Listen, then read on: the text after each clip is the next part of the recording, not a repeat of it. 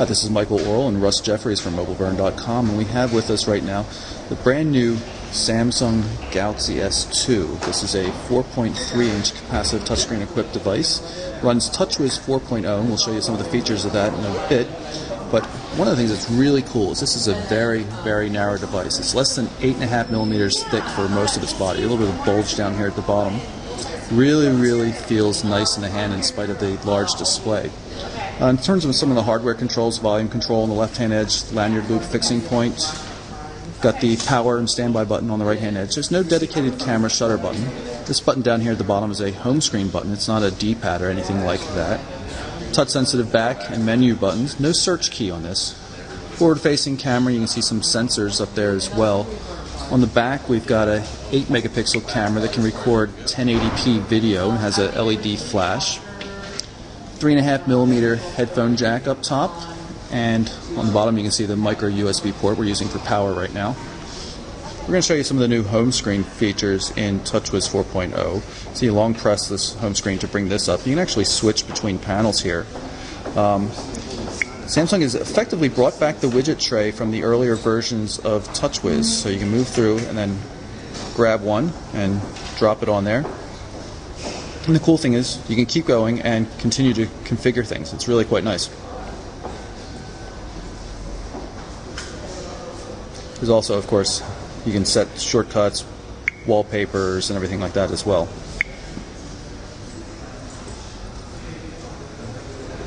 If you long press the home screen button here, of course, you get the same access to recent applications in the task manager like you've seen on other recent Samsung devices. You can kill off tasks that way. Go back into the main menu, see what's there. Got edit mode, so you can, of course, rearrange everything.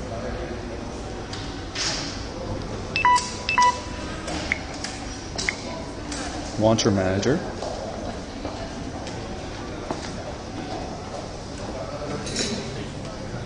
You can make new pages in the main menu that way. Pinch gesture for pulling up access to all the different home screen panels so you can quickly jump from one to the next. Now, this is a 4.3-inch display. It's a Super AMOLED Plus display. I'm not sure what the plus means, but it's a really beautiful display. Resolution same as on the previous Galaxy S devices. It's still wide VGA, 480 by 800 pixels, but definitely very pretty, very sharp, small pixels.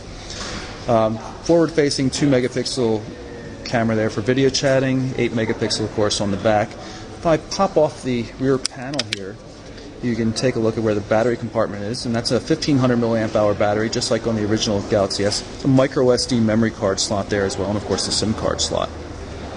I'm going to pull up the camera application so you can see it. I have to look around for it. Camera's right there. As I mentioned, there's no camera shortcut key here. So here we are. Same switch for moving back and forth between video and camera still modes. In terms of video, it records 1080p video. 8-megapixel stills, naturally. Convenient controls here for the camera. More settings. Much simpler layout. Everything right in front of you. And of course, the on-screen camera shutter button. Long press and hold on to it so you can recompose, and when you release the button, it takes the photo.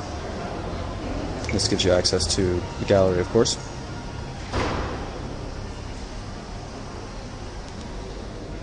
I'm going to switch this to 1080p Full HD video mode,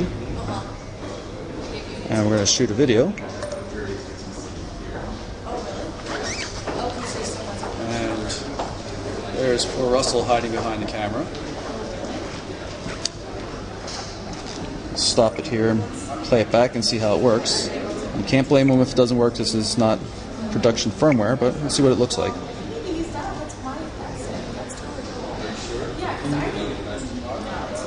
It's not looking too bad. I'm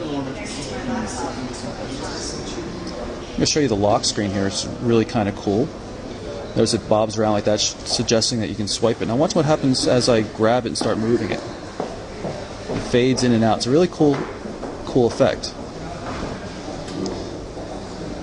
So there you have it. That is the new Samsung Galaxy S2.